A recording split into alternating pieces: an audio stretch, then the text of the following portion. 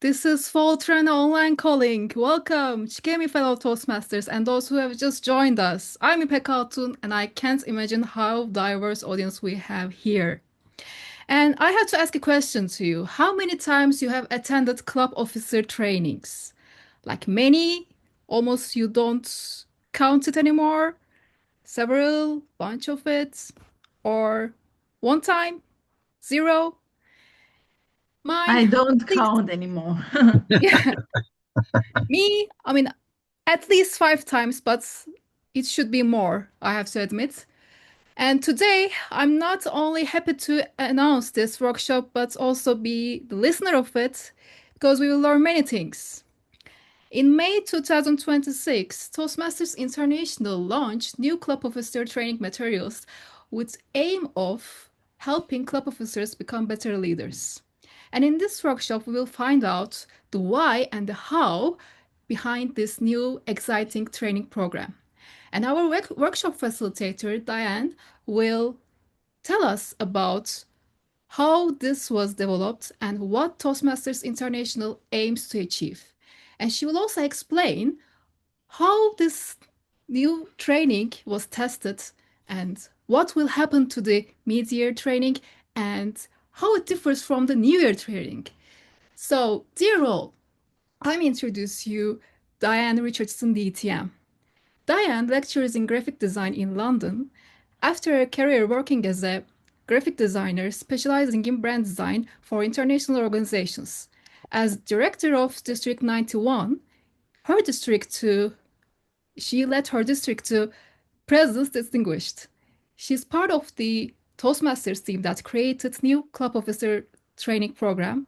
And this workshop this workshop's duration will be 45 minutes and you can follow it through the upper left corner of my video and we will have a brief 15 minutes Q&A session afterwards.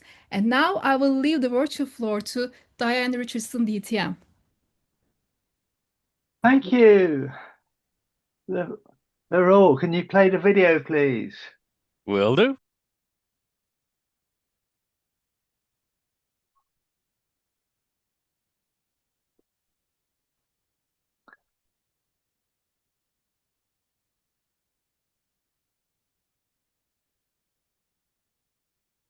Oh, you seem to have lost the sound.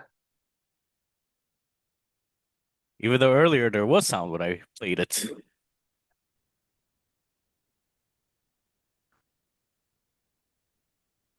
Huh. And I'm sharing sound. A lot of technical problems today. Murphy's Law.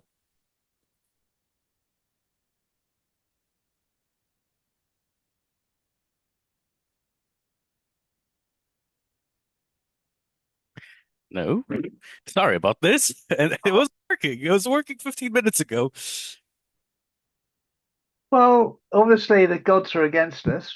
Yeah. What with my internet connection and your sound quality issues, we're doing pretty well here. Okay, for those of you who... Oh, I figured out the reason. So give me 1 second. I know why. Okay, play the video then. Please. Yes, of course.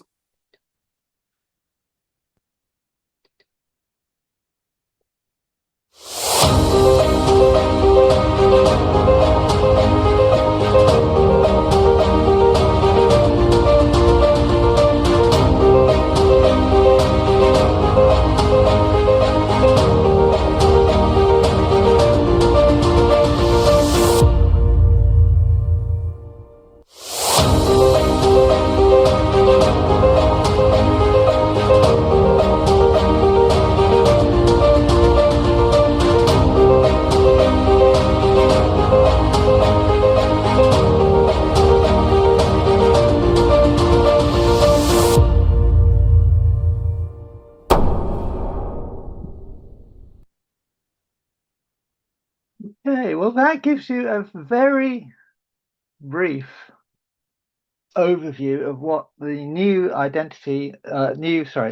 new training is all about.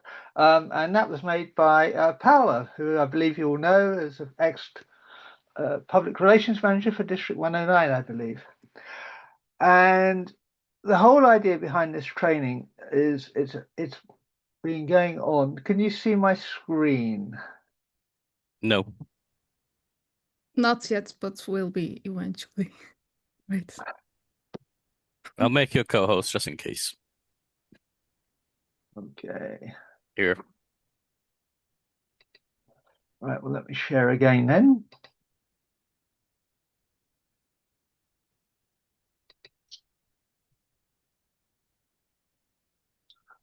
Yep. It's coming. Oh, loading. There we Yeah. go. Oh dear. Obviously, the heat in England has got to my PC, and it's being lazy and being slow. So this was a webinar that we initially gave. John Grainer and Lark Doley, who were the past international presidents, who were co-chairs of the working group, gave to district officers to explain to them what all the new training was about. This presentation is going to change very slightly because what I'm talking about here is a little bit more about the history, but also how you can use it in the as a club, as a district officer, such as a division director or something like that.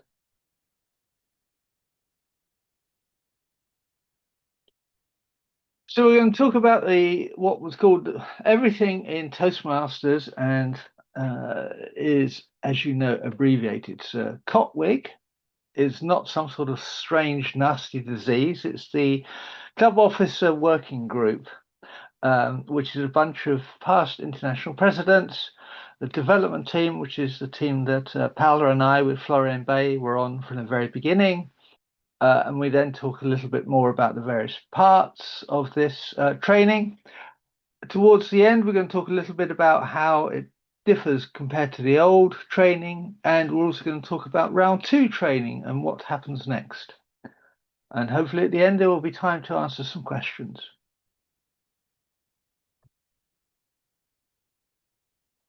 So nearly 3 years ago, Dan Rex asked some past international presidents who are, as you can see, are listed here, for their views on training and what the training was happening within Toastmasters International.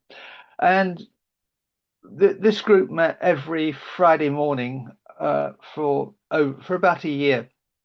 And they realized that there was actually nothing there that they really liked. 1 or 2 districts were doing some interesting projects, but most of the training was not what they considered fit for purpose. And one of the reasons why this group came about was because they realized that there was some districts, for example, that were saying that if you did an hour of club officer training, you'd done your club officer training, or 2 hours.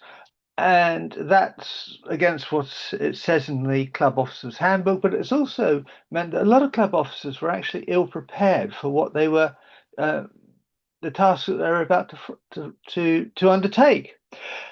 So by this group, as I said, spent about a year looking at it, and no one, and apart from those districts that they approached, knew what was happening, what was going on. And then the following year, they decided that they needed to introduce a new kind of club officer training framework. So they talked about district preparation, how districts should be support, and support not only the district supported, but also the structure and the support for club officer training needed to be improved and enhanced. So they then came up with, and we, at this point, Paula and I and Florian were asked to be involved, and we all agreed between us that the core training was going to be focusing on the what and the whys, because we realized there was this huge gap where people just did not understand what they should be doing and why they should be doing it and what the benefits of doing what they were doing were. I think one of the things that many people overlook is that being a club officer can actually teach you, especially if you're starting out in your career, some fairly good core leadership skills. And they were not necessarily highlighted. And so that's why we worked on the what and the why. This is what you have to do. This is why you have to do this thing. And we then talked about mid-year training. And mid-year training, traditionally, that's always been a repeat almost of what has happened at the new year. There may be an extra module where perhaps people talk about the handover for the end of the year. But what we've tried to focus this time round in the mid-year training is focusing on issue resolution. So the focus in the mid-year training, which will be released in September, October time, has a lot more case study work on it, where there's a lot higher interaction than there is in this first round of training. And what we're trying to do is get people, because by this point, every club officer, or nearly every club officer, I should say, will have done somewhere between 4 to 8 months of training. Been in the role for 4 to 8 months. They should then be in a position to identify, yes, we've got issues that we need to solve.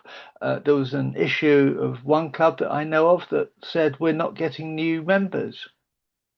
So they decided to go and spend money on a paid Eventbrite account. And they then found that they still weren't getting new members. And the problem was that they were getting lots of guests under what they were doing previously, but no one was actually asking the guests to join the club. So by focusing on the issues and the resolutions, what we're trying to do here is to get people to work through what the real core problems are, which is real kind of design thinking applications. So in round 2, we talk about the Ishikawa fishbone diagram. There's another methodology called the 5 whys, which I'm sure you've probably heard of if you've worked in industry or management for a long time. But for some people, these are new concepts. We then realized that, and this was something we learned from the beta training, was that we had so much information we wanted to include. The COP working group said, yes, we want this in there, we want this in there, we want this in there, we want this in there. And the feedback from the auxiliary training was, yeah, it's great, but it's too long. And so we had to take some stuff out. There was for example, in the New Year, in the New Year training, the core training, we had a large section on the difference between leadership and management and group and team development. And we had to take a lot of that out. There is still some in there, and it's now become auxiliary training, and that focuses on the hows to and the leadership training part as well, which is going to be a separate set of training materials that are going to be interactive, that you can just download and watch anytime from the Toastmasters website. So the development team for round 1 and then for round 2 was Florian Bay, who many of you may know, Paola Perina, who I'm sure everyone in District 109 knows. She's very prominent. She's doing a great job with Region 10 News and editing that, and myself. It became apparent that the 3 of us were struggling a little bit to get everything done because there are 10 modules in total. So we we roped in some other colleagues, Elizabeth Jordan, who's going to be the Region 10 RA next year, Adrian Lane, who's a Toastmaster who I've known for many years and is an excellent VPE, and Heather Bass. And then we needed Angie and Rob and Dennis to come in and just help out with some editing bits in round 2. And Rob and Angie developed the VPE in round 2 because Adrian had to drop out.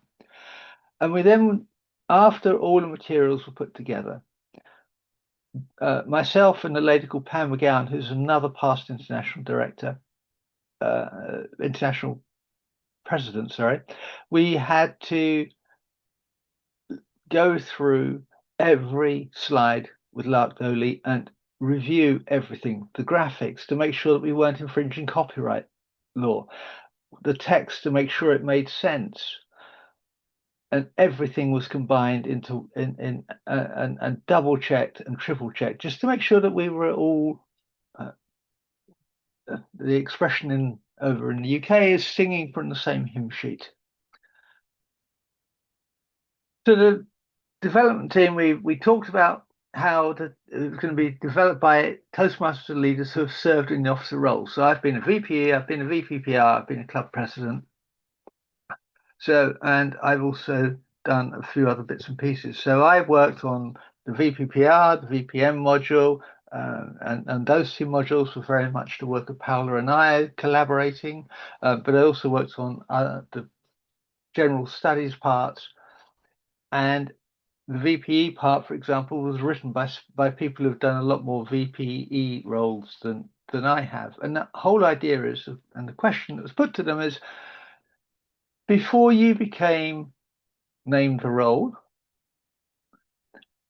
what information do you looking back wish you'd known at the time that you started the role? And that's the premise on which we worked on these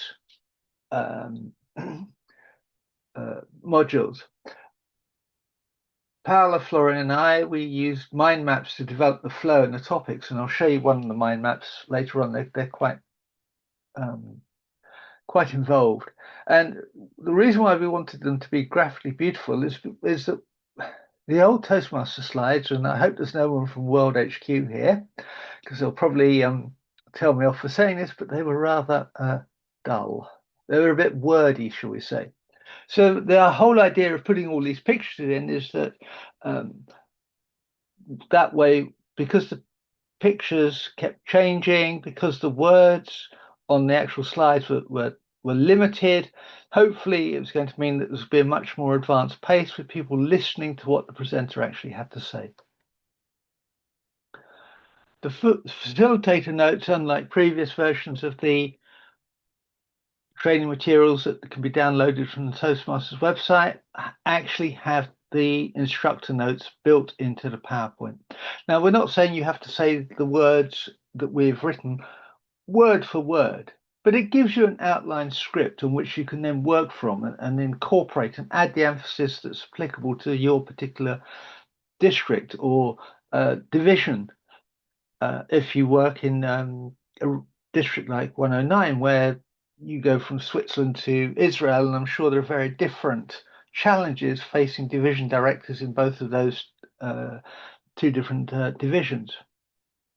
So round one comprised of 10 files, so that's one for each role for all the club officers. And round two comprises of 10 different files. As I said, round two is much more about problem solving and how are you going to work and solve this problem. This is a mind map, which you probably can't see very well, but it's a fairly basic one of the general outline training structure. And we kept, Paola, Florian, and myself, we kept writing all of these, testing them, sending them off, getting them reviewed by the COP working group, and then they would come back with their comments and thoughts as to what we should and shouldn't be doing and including. Quite often they asked for more information in it, and what we found in the beta test scores was that people generally, and I'll come to this in a minute, people generally liked them, but there was a little bit too much information in there. So we had to do a bit of an editing job. So the Hall of Fame is scrolling, and this is something that a past international president called Ted Cochran, who is a member of District 71, was really insistent on. So the idea of the Hall of Fame is that before the meeting actually starts, whilst people are coming in, you recognize all the clubs, all the divisions, all the areas, and who have achieved distinguished or higher status. You also list all the people who have attained DTMs in the previous year. And this is a file that we've uploaded, and as a PQD, you're just going to have to type in the information that's relevant to your district, and then you can then send that and share that out with all your different people. There's kind of introductory comments, a little bit about what the training is going to be. And then there's what we call a general session, which lasts for about an hour. And this first general session takes you through what is the structure of Toastmasters. It also talks about the different mission statements that the various levels have. So a club has a mission statement, the district has a mission statement, and Toastmasters International has a mission statement. And all of these are shown and talked about in the general training. So people get an idea of where they work and how they fit into the overall structure of Toastmasters. And then after that hour, everyone needs a break. And that's followed by individual officer breakout sessions. So if you're a VPPR, you go off and do the VPPR training. If you're a VPE, you go and do the VPE training. And then again, after that hour, you then have a break. And then part two, reconvene. You can reconvene for the general session, which is part two, which is about an hour's long training again. So all in all, we're looking at about 3.5 hours now. Now, for a lot of regions a lot of districts, sorry, in region 10, 3 hours, 4 hours for training is about par for the course. But in parts of America, some districts were saying you only need to train for an hour. And what that meant was, that, as I said right at the very beginning, that what the Copwig working group found was that it meant that club officers didn't really have the tools, the equipment, the knowledge to do it. And even if they'd done the training before, or they'd been a VPE, and this was their 4th or 5th time of being a VPE, they were often repeating the same problem, facing the same problems that they had before. And that was because they hadn't updated their knowledge. So their knowledge gaps never filled in. So this meant that you had this training going on in America, for example, and it wasn't just America. I'm talking about America because I know that area best, because that's the area that we talked about. And you know, so you then ended up with a situation where, as I said, clubs were never getting better. And if you look at the worldwide data for Toastmasters International, you could tell it was affecting the numbers and of both membership and of clubs that in North America. Only last year, for example, one region moved from America into the rest of the world. So it's now 7 and 7, whereas a couple of years previously, it was 8 regions in the States and America and 6 regions in the rest of the world. And that's reflecting the changing membership that we have in Toastmasters. We then had to test all of this theory, and I saw Katia was on the call earlier, and thank you very much, Katia, for allowing us to use District 109 as the alpha testing initiative. So we didn't know if what we were doing, if it was going to work. So Paula arranged with Katia, when Katia, I think, was PQD, to do a test initiative from on District 109, and we ran a test session for them one Sunday afternoon. And from that, we incorporated all the feedback we got, and we then put this into what we call the beta test initiative. And training has been tested around the world.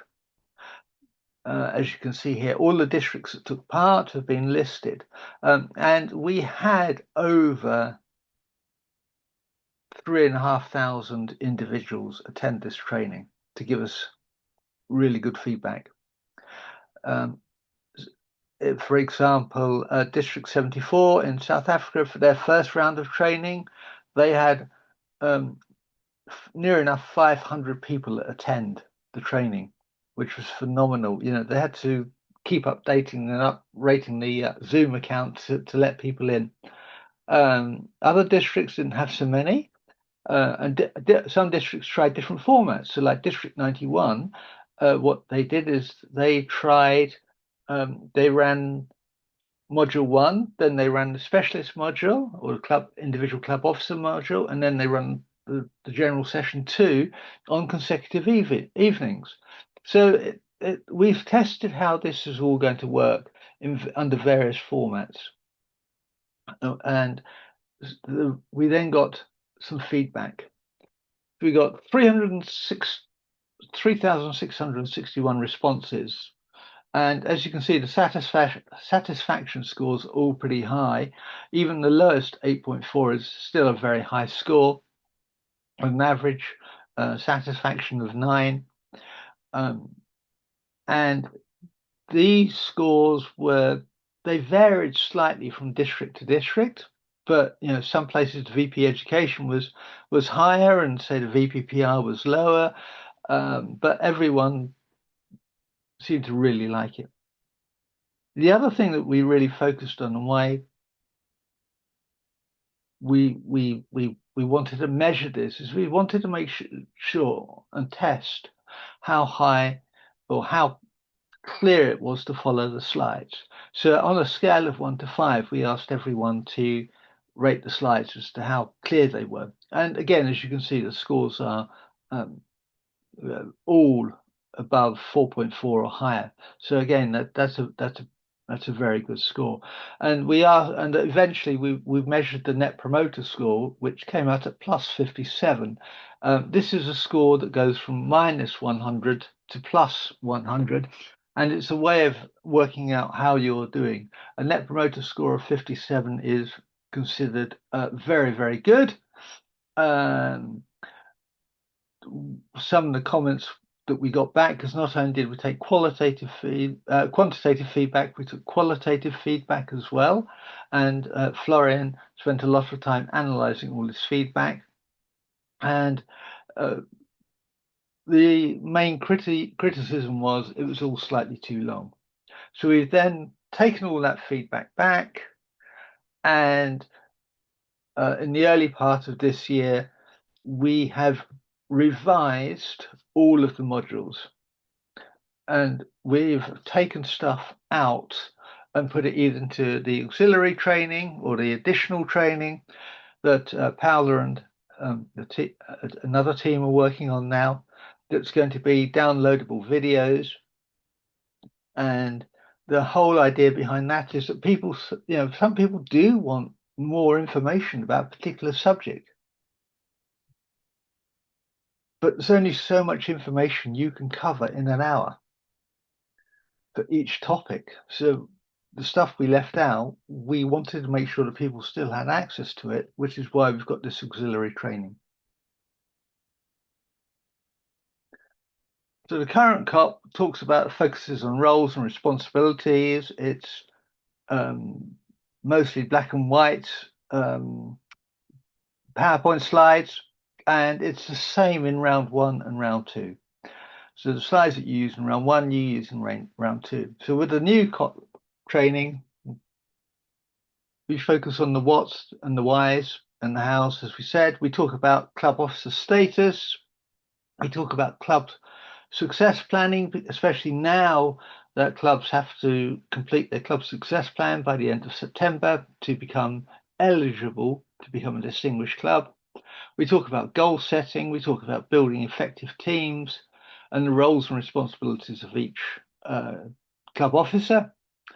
And what we also realized was that a lot of club officers, after they've done their club officer training, are not sure, well, okay, I've got all this information, but what do I do now? So at the end of the general session 2, we have a calendar that sets out for everyone exactly what they've got to do for the first 6 months of the year.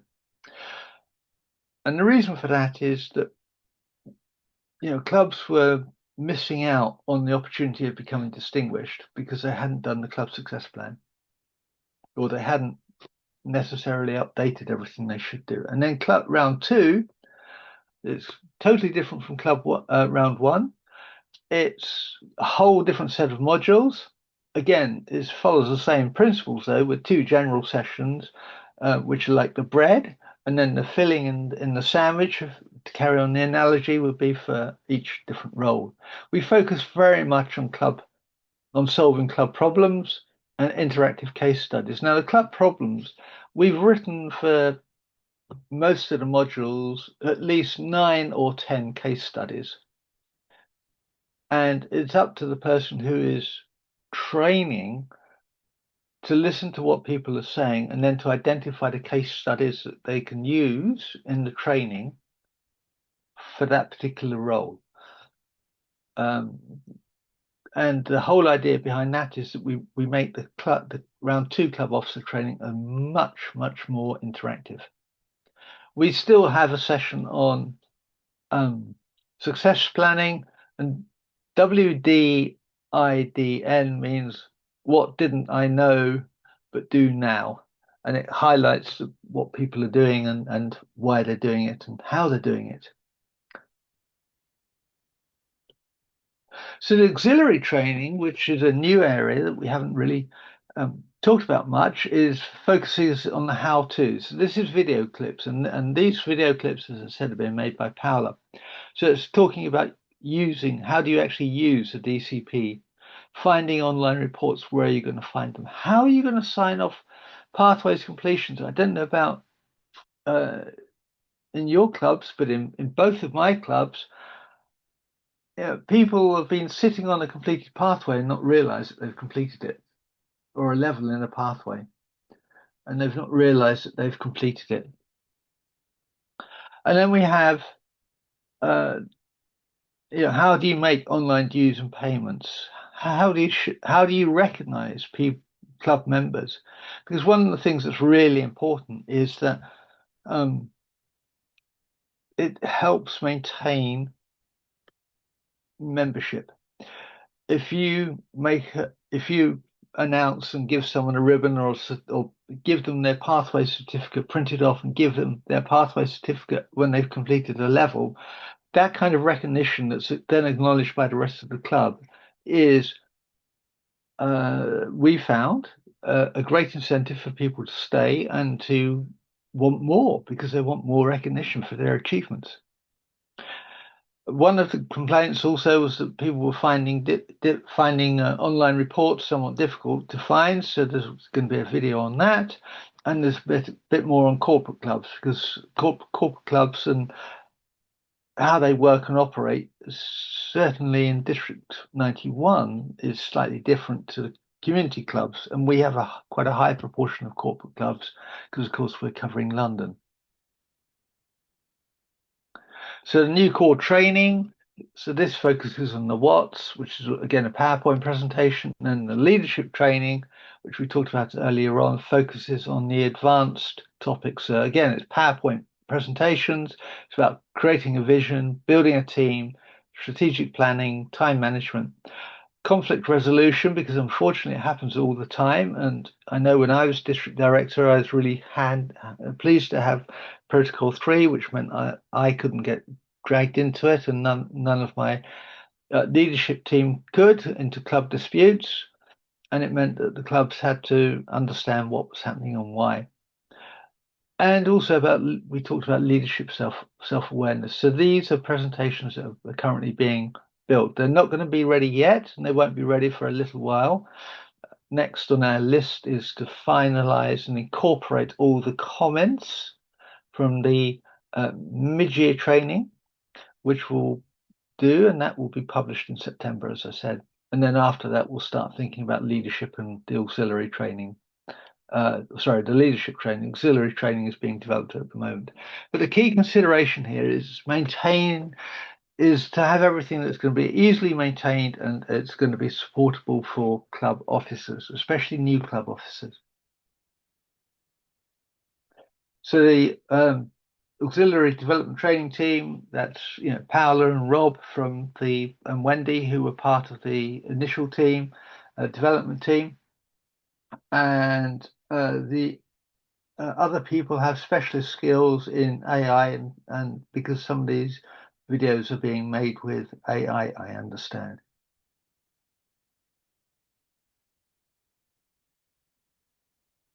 Oh. So the next steps, as a club officer, you need to think about, the planning that you're going to do and how you're going to get people to attend. What are you going to do to encourage your fellow club officers and club members to attend? How are you going to prepare for it? Well, the idea here is that the people who are doing the training, you can either work with a group of 50 odd Toastmasters around the world who have already given this training and being trained, but the whole idea is that people understand this knowledge. They can talk about it with confidence. They can talk about it with a degree of expertise, and they have read the notes, understand the notes, and they feel comfortable with the material they're going to present. Because so often in the past, people have just downloaded stuff and then just read it off the slide, and that's often meant that some of the club officer training has perhaps been less exciting than one would wish. Practice, if you're training, practice. Practice hard makes an easy presentation. And that's the kind of philosophy that we run to. And of course, you need to promote this club officer training and make sure that people understand that there is new material being done. There's a whole new intake on how the club officer training is structured, the content, the philosophy behind it, the thinking behind it. And that all needs to be promoted. So this is an email that was sent out by one of the beta test districts and to all of its club officers. And as you can see here, it was kind of pretty much a template that you can modify for the club officer training. But the whole idea is that, it got people excited. And for the new year training, we now have a whole lot of Adobe PDF forms that you can then amend the date, the time, and the location for your club needs. And once it's in Adobe Acrobat, which is what these are, you can then export them as JPEGs for the internet or PNG files, so that for social media, so you can promote it here. And there are 19 of these files, so you hopefully you'll find some that you like that you can use all the time. Oops.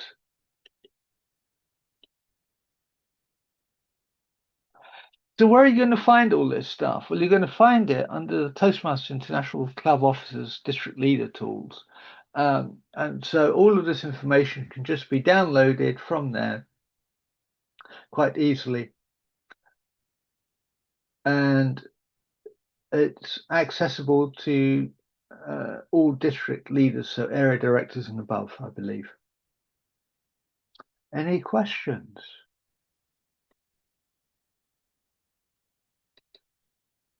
I have a question. Yeah. And I'll kind of hear from a PQD side of things, if you will. Yeah. Because you mentioned it briefly that there was something about corporate clubs, but I found that the hardest ones to get to train was corporate clubs because you're asking them to do 4 hours each time, which is a lot for working people who, in the middle of the day, who have to come for a tower, so especially if you have to already do a fair amount of on the job training as well for every year, right? My previous job, there was 30 hours every year that was required for the very bare minimum, so add 8 hours of training to that. It was very hard to get, and even to this day, we have very, very, very low, well, not very low, but the lowest training rates are for corporates because they say I can't do 4 hours. I don't need 4 hours. I can't do 4 hours, yada, yada, yada, yada. How do you foresee is this going to be able to, are you going to develop this to be able to do it maybe remotely, or maybe a different option for corporates or something else? Because this is great for community clubs, but for corporate clubs, it's much harder. I already see this problem. Yeah, I think in District 91, and I haven't done a deep dive on it, but I think that we have a higher percentage of corporate clubs than any other district in Region 10 because we have London, where basically half of our clubs are, and a fairly high proportion of that are corporates. So when I was PQD, what we did is we used to run the corporate training over a fortnight at lunchtimes for an hour each time. That doesn't work at District 109. Okay, well, I can only tell you what Yeah. we did. I'm just saying it might work in London, but it doesn't work in Well, other yeah, places. but yeah, I mean, it worked really well over here. I can only talk about that. What I can't say is, you know, turn it into an hour's training for corporates or something like that, because then you're unraveling everything that's already been done and the whole reason for bringing this change. But maybe or run it in in the evening over several evenings, like District 91 did with the beta test. You don't have to do a whole lot in one. Yeah, no, I mean we used to do that in the evenings and lunchtime. We give all the options you could possibly Yeah, get, still nothing. I Just saying. no, And I I'm sure know, we're not the only district like that. no, So and as a former PQD, as a past PQD, I have some sympathies, but that's one of the challenges of the role, isn't it? Is how are you going to get people to come? Um, So, and as Paul has just written in the chat, with the auxiliary training, we're going to there's a lot more focus on corporate clubs than there is in this initial training. Nigel?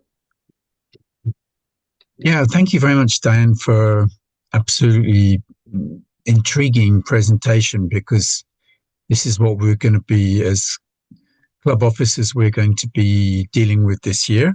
I wanted to ask you about the role of pathways in the training. I was looking quite attentively in your round one of training, and I didn't see pathways and education really obvious. I saw things like club success plan, DCP, etc., which is all like, if you like, that's the nuts and bolts of Toastmasters bureaucracy. But the things that really excite members when they start learning and feel that that their capacity to speak and communicate is taking off. So I'm just wondering, maybe I missed it. Can you maybe tell us a little bit more about the role of pathways in education? We focus really on pathways and the education, partly in the VPE module, because they're the ones who have to know it best. But there's also more auxiliary training on specific pathways and how you do it, because again, it's something that all members need to have, not just club officers.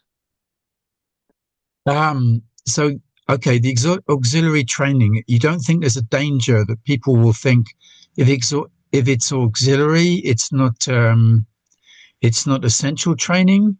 So people will spend a lot of time going into DCP points and club success plans, which I have to admit I tend to find quite dry and not that inspiring. But the things that excite me, and which I can then, as a club officer, try and excite my members, is what's in it for them.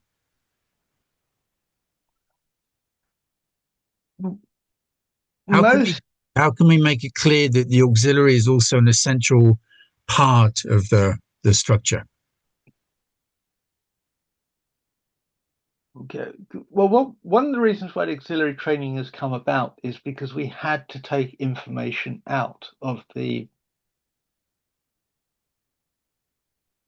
beta test training. And that was one of the things that we decided that actually everyone needs to know that, not just club officers. So that's why it's been put in the auxiliary training. So it's there for everyone to access. Because if we just have it in the club officer training, a lot of members won't even look at it. Whereas if it's part of the other training for everyone, hopefully, and with all these things, you can't constantly handhold everyone. You have to guide them, help them, but you can't actually do everything for them. Okay, thank you. Bodela, please.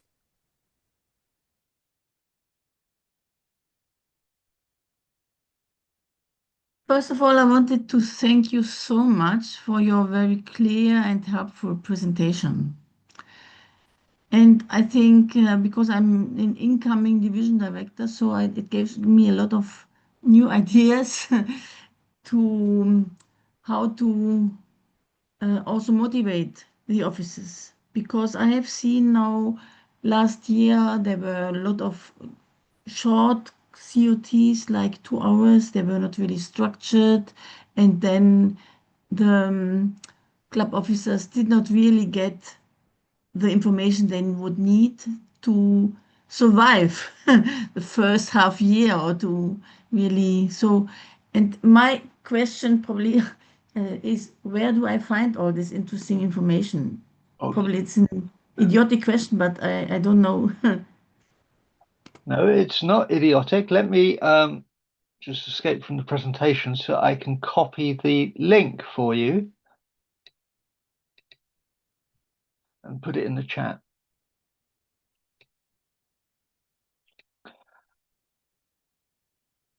So what I would do though is I would get someone from District 109 to help you find trainers, train the trainers. So for example, I'm training people in District 76 on this new material. I've been working also with a district in Canada on the material, and I don't know about Paola, but I know that I've had quite a few requests that can I help train these people? Can I help train these people, that sort of thing. So there is help out there for you to help you get the trainers up to speed. Mm-hmm. Thank you. We have just started official Q&A session, so Lisa Marie, please.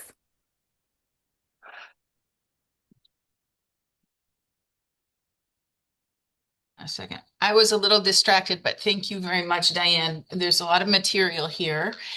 I'm in the first part of your presentation, the material that I saw or the content looked pretty similar to what we're already doing. It seems to me that the difference is the materials that you've prepared for us to use. Is that right? So the link that you just put in the chat will be very useful for us already this summer. So we can start using it this summer. That's my question. You can use it tomorrow. Excellent, excellent.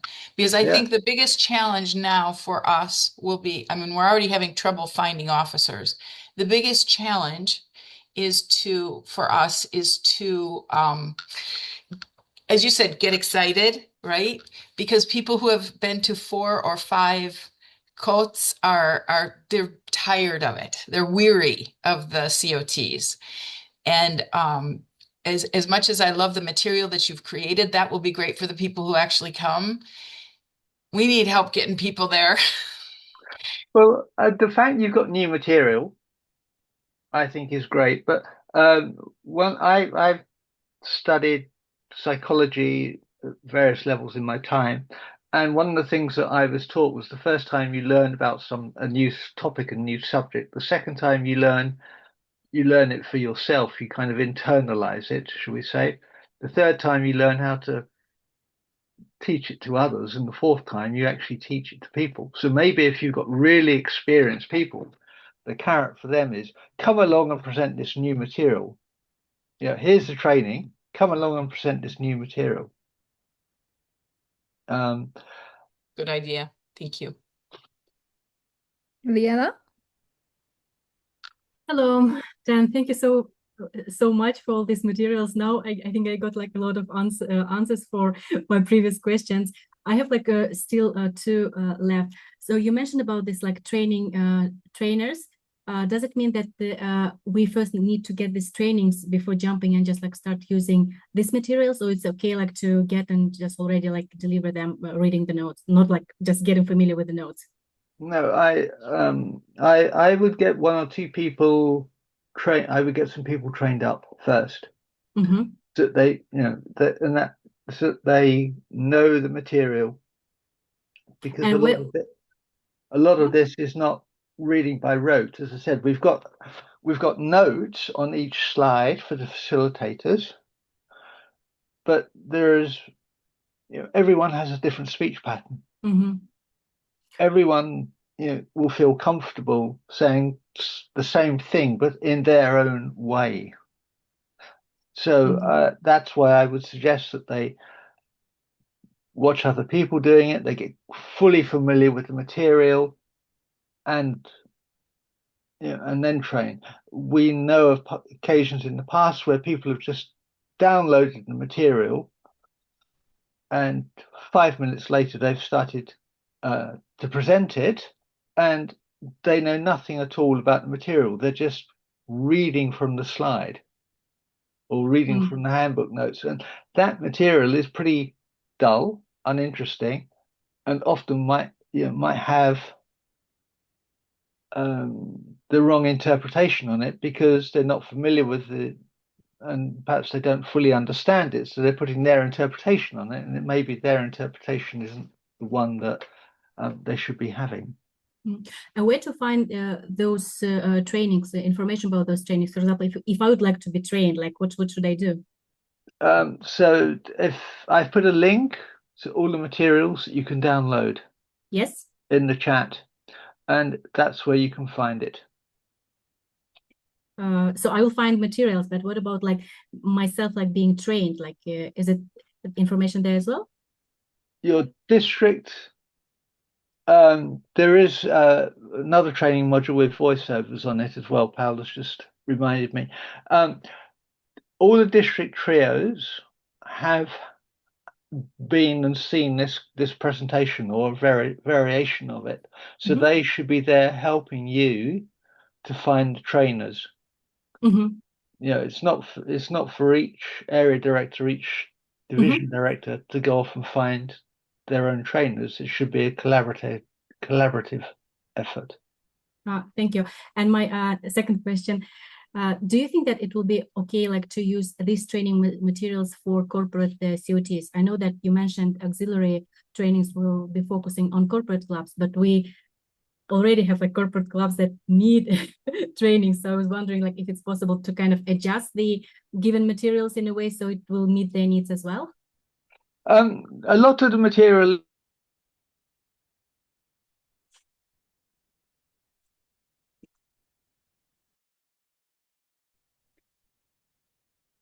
Okay, we have connection issue, but briefly. Diane, can you repeat your sentence?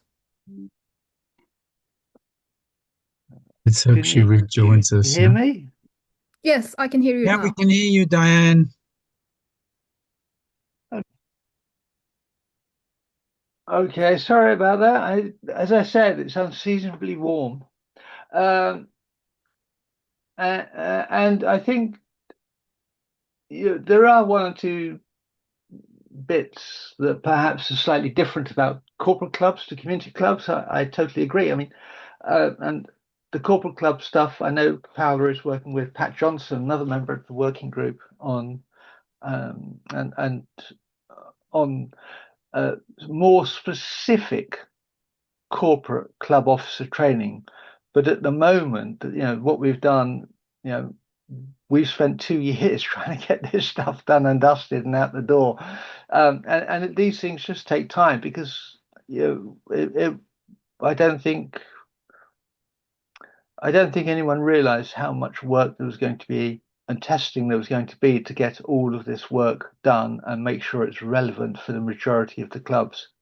There's always going to be the odd club where the training doesn't quite fit in for one reason or another, but there will be a very, very small minority of pathways. For example, there is a club in District 91 that focuses just on debates.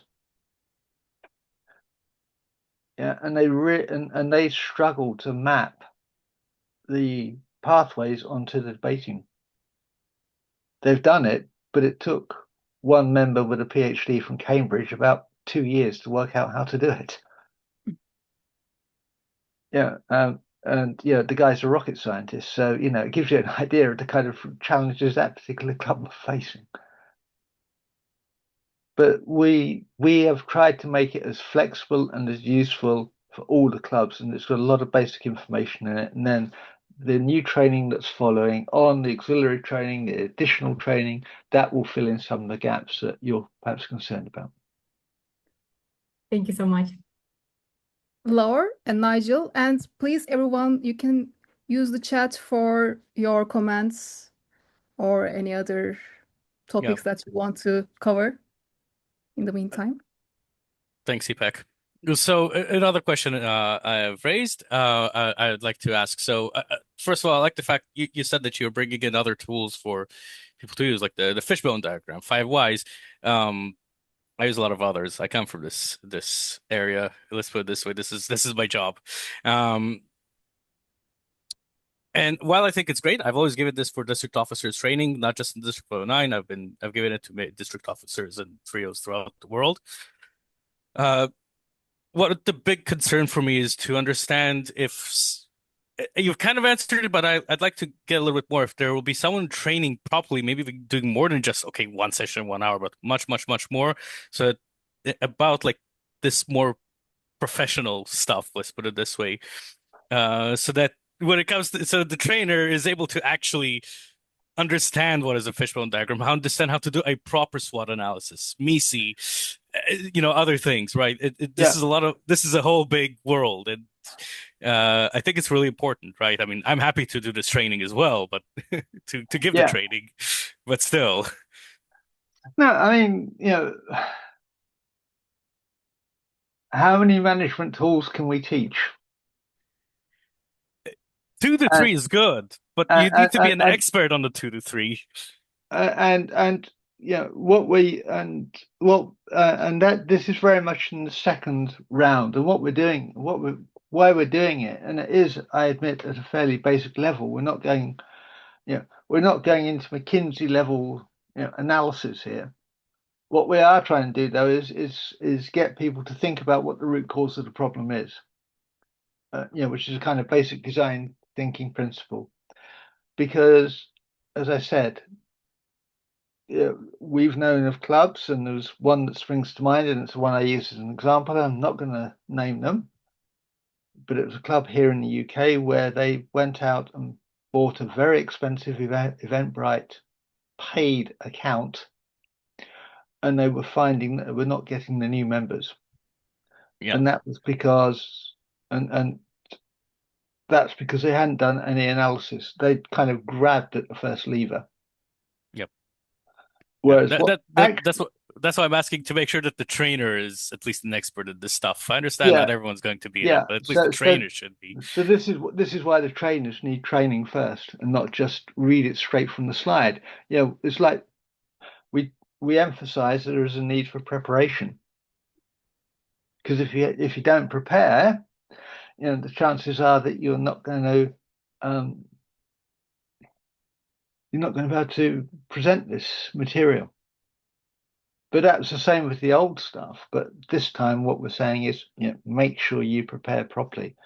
Now, we can't make people do it, but what we are trying to do is set up a training pool to help districts and help division and area officers set everything up so that they can, each district can set up its own, for want of a better phrase, training academy. Okay, I will give the second round for Nigel and Godela, but if any other attendees who haven't speak yet, please just make sure us that we have your response or question. Nigel? So I have a question that seems to be leaping out to me from questions that have all been asked by Leanne and Godela and several other people. It's about how you deliver your new training. So there's a whole lot of new material, And it seems to me that each district is going to need a specialist who trains the trainers. Otherwise, the problem may be you've got all this new stuff, and it's more complicated. You got auxiliary units and blah blah blah. You need somebody, which is now I'm latching on to Leo's question. Would you recommend that each district gets somebody who's gets an in-depth training so that they can then deliver to everybody else? Otherwise, there's going to be a big disconnect between what you've done and what actually arrives at division, area, and club level. Yes, as I said, there are about 54 people who have said that they're willing to help districts learn all this material and train. As I said, I'm doing it with District 76. I've been helping a district in Canada as well. So there is help out there. PQDs have already been briefed. Most of them have turned up for the training. Most of them have turned up and have seen the presentation, similar to the one that I've just given. And it was explained to them there that there is a whole bunch of people out there who are willing and able to help train or run particular sessions. And some of those training is, one or two people might, if they want to say do the VPPR, they might want to watch myself or Paola or somebody else deliver it once or twice, and then they can go away and train him. But again, it's this thing about them being prepared and ready for it, and we can help you get prepared. Wouldn't you think, Diane, that each district actually needs somebody to become an expert in this, so that they can make sure that the thing is rolled out evenly across the whole district?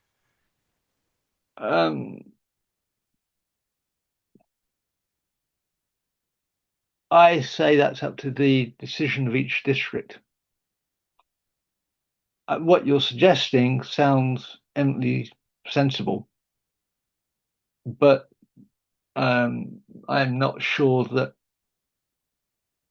every PQD perhaps is going to want to have or hand over that part of their responsibilities. I mean, if they should, but perhaps to help to spread the load, but not everyone's going to do it. Excuse me, Godela, but I may give the word to Paula. Maybe she wants to jump in for this exact conversation. I don't know. Yes, thank you. Sorry, guys, I'm not going to show myself because I'm cooking. I have dinner. I have guests at dinner tonight. But what I wanted to say, I wanted to answer Nigel. Nigel, you are asking a very important question here. How can we train the trainers, right? This is the effort now. Well, first of all, the material is not very, how can I say this? It's different, it's new. However, it's all things that we already know. I mean, it's nothing that is totally different. What can be a little bit different is the second round, which will come in January, February, which is the mid-year training, where in fact we have the fishbone diagram, we have the 5 whys, we have case studies, which is different from what has been done before. But in the June training, actually, it's all about things that we cover normally during club officer training. But there is also something that is just being worked on, and I think it's ready now. I am not 100% sure, but I think almost all modules have been already done. And that is, there has been done voiceovers. So where you download the modules, there should be also voiceover, a module with a voiceover that explains how to deliver it. It was done so that all people delivering it could study it independently. do not need to be trained by someone specific, because the voiceover will train them. And of course, as Diane said, there's help out there. It can come from us. It can come from trainers who have already delivered this during the beta test. We had, I think, 130 or something trainers around the world. So you can reach out. There is a list of them. And so you can reach out and get help from them. Does this answer, Nigel? Absolutely, Paola. Thank you very much, Paola and Diane, for answering my question. Thank you. And thanks for the reminder about the voiceover module, Paola. I'd forgotten about it myself. Okay, this is something that's just being done now. I mean, lately, over the past couple of months. Yeah, it's still not. Yeah, but I've seen one of them briefly, and it looks very good. Minor question or comment, Godela, if you have one, please. Yeah, I think thank you so much for the question, Nigel, and for your answers, Diane and Paula. And I think the key thing is really preparation. Take time to read all this material and to listen. And I think the main point is to understand what the officers need, and then to prepare the material. I have a question, maybe comments, like we have this distinction, online and offline codes meetings, right? So is this new modules, consider such separations, or do you have any okay? No, it's been delivered both in person and online during the beta test, so we know it works for both of them. Coming back to the earlier question, one of the slides we have talks about proper planning prevents poor performance. Okay, thank you. I think this is the takeaway of the session, right? Also practice, another P. Yeah. We were running out of P's though, Lisa. Thank you, Diane, for your time. It was really good to hear those developments from one of the first-hand sources. And I need to close this session, unfortunately, but we have 1 week left to the district conference in Albania, Tirana. Hope you all can able to join this wonderful conference. And we will continue with online sessions. And tomorrow, if you want to be involved in sparkling some new things on your LinkedIn profile, you will see Julia Kurt DTM, and she will give us some tips and points. Yes. Thank you for your. Thank you very much, everybody. Thank you very much, Diane. Great workshop. Thank you, Diane. Very good job. Thank you, Diane. Everybody. Thank you, everybody. Have a lovely one. Really useful. Thank you.